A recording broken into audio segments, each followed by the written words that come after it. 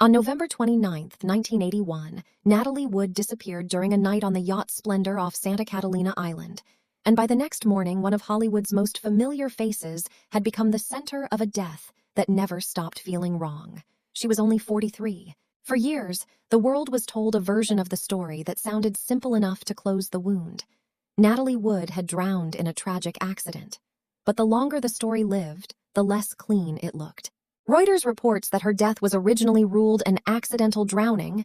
Then the investigation was reopened. Her death certificate was changed in 2012 to drowning and other undetermined factors. And by 2018, investigators were openly calling it a suspicious death. Britannica goes even further in showing why the unease never went away. The case was first treated as an accident, later reclassified as undetermined, and then described as suspicious after renewed scrutiny. That means the hook of Natalie Wood's story is not just that a famous actress died on a boat in the dark. It is that her death was handed to the public as an accident, while the facts kept refusing to stay still. And that is where this story has to begin. Not with Rebel Without a Cause, not with West Side Story, not with red carpets or Hollywood glamour, but with cold Pacific water, a vanished woman, and a question that has hung over her name for more than 4 decades. What really happened to Natalie Wood that night? Because when a death looks unfinished for that long, it stops feeling like a tragedy from the past and starts feeling like a lie history never managed to lock in place. What makes Natalie Wood's ending so haunting is not only the mystery itself, but the person at the center of it. This was not a fading name the public barely remembered. Natalie Wood had been known almost her entire life, a child actress who grew into one of the defining women of Hollywood. Britannica identifies her as a major American film actress whose best-known work included Miracle on 34th Street, Rebel Without a Cause, Splendor in the Grass, and West Side Story. In other words, by the time she vanished into the water, she was already more than a movie star. She was a cinematic memory people had carried for decades. That makes the contradiction unbearable.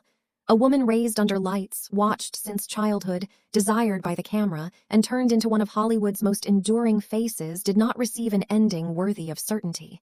Instead, she left behind a night full of gaps, a yacht, an island, conflicting accounts, a death once called accidental, and a truth that official paperwork itself could no longer hold together. Reuters reports that when authorities named Robert Wagner a person of interest in 2018, detectives also said the case remained open, meaning the story had never truly been put to rest. That is the emotional center of Part 1. Natalie Wood did not just die. She disappeared into a version of events the world was asked to accept, even as that version kept fraying at the edges. And once that happens, a death changes shape. It stops being only the end of a life and becomes the beginning of a permanent unease. That is why Natalie Wood still feels so perfect for a dark documentary. Her story begins where certainty fails. A body came back from the water. The truth never did. Long before Natalie Wood became the woman at the center of an unresolved death, she was a little girl named Natalia Nikolaevna Zakharenko, born in San Francisco in 1938 to Russian immigrant parents who believed Hollywood could change a family's destiny. For Natalie, childhood was never allowed to unfold in the quiet, ordinary way it does for most people. The camera found her early, and once it did, it never really let go. She began acting as a child, and unlike performers who step into fame later as a choice, Natalie grew up inside other people's expectations before she was old enough to defend herself from them. Adults saw in her something the industry loves more than almost anything else: vulnerability that could be photographed. She had the wide, expressive eyes, the softness, the emotional transparency that made audiences feel protective of her almost immediately. That quality helped her become memorable in films like Miracle on 34th Street, where she was still just a child and yet already carried the strange weight of someone being watched, not simply as a kid, but as a future star in the making. That is what gives Natalie Wood's early life its sadness. Her story is often told as the story of a gifted child actress rising naturally toward Hollywood stardom. But a more honest reading is darker than that.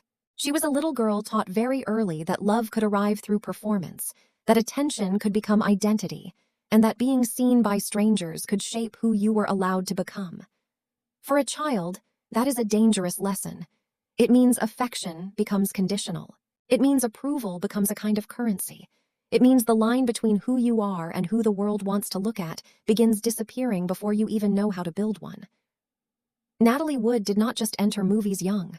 She entered the machinery of being desired, evaluated, and emotionally consumed while she was still learning what it meant to be a person at all. As she grew older, Hollywood did what Hollywood always does to children it finds useful. It kept rewriting her. The little girl became the teenage star, and the innocence that once made her marketable was slowly reshaped into a more fragile, more charged kind of beauty. By the early 1950s, Natalie Wood was no longer simply a former child actress surviving on familiarity. She was becoming one of the most striking young women on screen, and that transformation mattered because it changed the way the camera touched her. As a child, she had been watched with tenderness. As an adolescent, she began to be watched with expectation. Her roles became more emotionally intense, her image more polished, and her life more firmly tied to public fascination. This is the point where Part 2 becomes crucial to the rest of the story. Natalie's youth was not only a path toward fame, it was the beginning of being trapped inside visibility itself. The same industry that gave her opportunity also trained her to live under a permanent gaze. She learned how to hold a scene, how to register feeling with precision, how to look luminous under pressure. But she also learned something far more dangerous: how to keep existing inside other people's projections. That is the real bridge between the little girl in front of the camera and the woman who would later seem unknowable even to those closest to her. Before the marriages, before the legend, before the mystery on the water, Natalie Wood had already spent years being turned into an image the public felt entitled to claim. And once that process starts in childhood, it never really ends. It only grows prettier, sadder, and harder to escape. By the mid-1950s, Natalie Wood was no longer simply a child actress who had survived the dangerous transition into adolescence. She had become one of the most compelling young women in American film, and Hollywood knew exactly how to frame her. Beautiful, emotionally exposed, and just restless enough to feel modern. That transformation exploded with Rebel Without a Cause in 1955. Britannica notes that she earned an Academy Award nomination for playing a troubled young woman in the film. And that detail matters because the role did more than prove she could act. It fixed her image in the public imagination as a different kind of star. Someone whose beauty was inseparable from vulnerability. Someone who looked as if she could break your heart simply by seeming uncertain inside a room. That made her unusually powerful on screen. She did not project distance, she projected feeling. The industry kept building on that quality.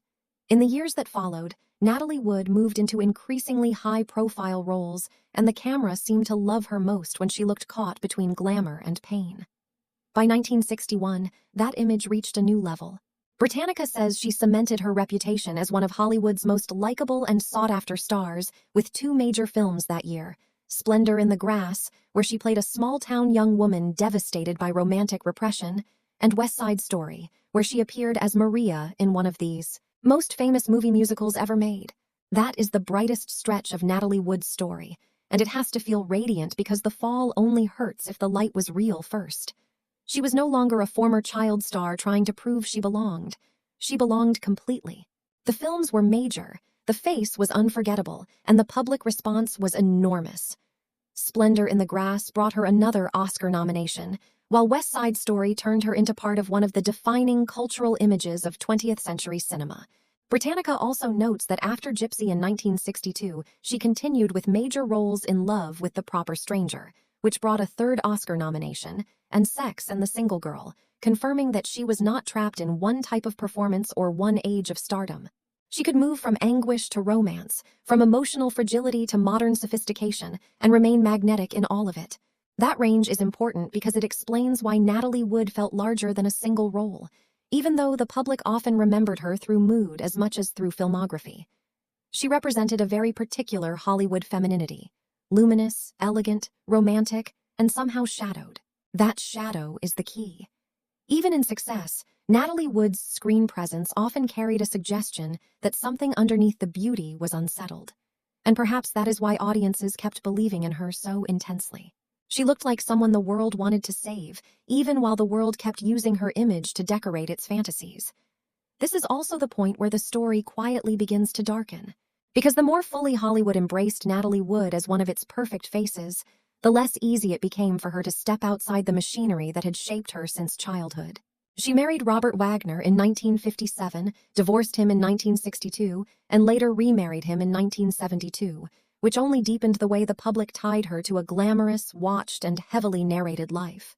By the late 1960s and into the 1970s, after several box office disappointments and a period away from the camera, Britannica notes that she staged a comeback with Bob and Carol and Ted and Alice in 1969, and later returned in television projects such as Cat, On a Hot Tin Roof, and From Here to Eternity, the latter winning her a Golden Globe.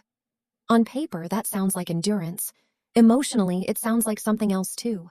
A woman who had spent almost her whole life being looked at, still trying to remain visible in a system that had never really let her rest. And that is the real bridge into the final tragedy.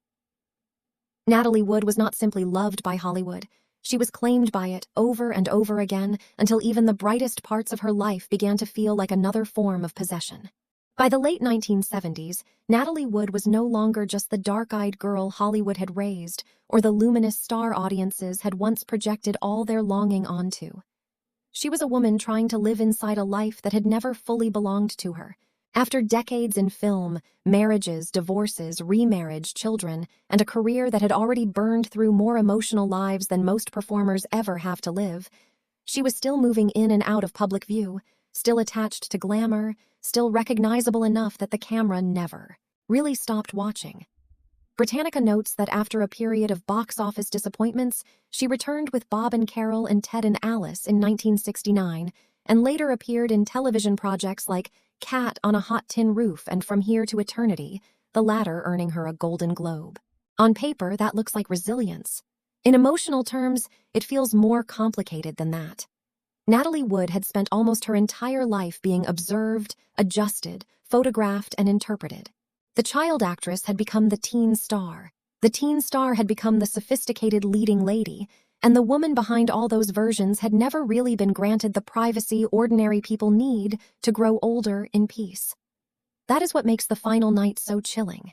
On November 29, 1981, while aboard the yacht Splendor near Santa Catalina Island with Robert Wagner and Christopher Walken, Natalie Wood disappeared into the dark water and was later found dead. Britannica records that she drowned under mysterious circumstances. Reuters adds the piece that keeps the case emotionally open. What began as an accidental drowning was later reopened. Her death certificate was amended to drowning and other undetermined factors, and investigators eventually called it a suspicious death. There are celebrity deaths that hurt because they feel sudden. Natalie Wood's hurts because it feels unfinished. A woman whose entire life had been watched somehow still managed to die in a way no one has ever been able to explain cleanly. And once a death carries that kind of uncertainty, it stops being only a tragedy. It becomes a wound that keeps resisting closure. That is why the funeral matters so much in Natalie Wood's story. When mourners gathered in December 1981, the ceremony did not just mark the burial of a film star, it marked the burial of certainty itself. There were flowers, black clothing, cameras, famous faces, and the solemn visuals that always surround Hollywood grief. But none of it could quiet the fact that Natalie Wood was being laid to rest, while the question of what really happened to her had already begun to harden into legend. Public images from the funeral and her grave at Westwood Memorial Park are powerful because they show the exact contradiction that defines her legacy. A woman physically buried, but never fully put to rest in the public imagination. Britannica's summary of her career makes clear why this became so enduring. This was not an obscure actress whose death was later rediscovered by true crime culture. This was Natalie Wood, the child from Miracle on 34th Street, the wounded teenager of Rebel Without a Cause, the aching heroine of Splendor in the Grass, the Maria of West Side Story. To bury someone like that is to bury decades of emotional memory, and when the circumstances remain unstable, the grief changes shape. It becomes haunted. That is the real ending of Natalie Wood's story. She did not just leave behind great performances or a glamorous old Hollywood image. She left behind a death that still feels like it was handed to the world in one version while another version kept moving underneath it. And maybe that is the darkest truth of all. Natalie Wood spent her entire life being turned into an image other people could interpret. In death, even the facts of what happened to her were never allowed to settle into peace. Some stars leave behind mystery because it flatters their legend. Natalie Wood left behind mystery because the story itself refused to close. She went into the water as one of Hollywood's most familiar women. She came out of it as one of its most enduring questions.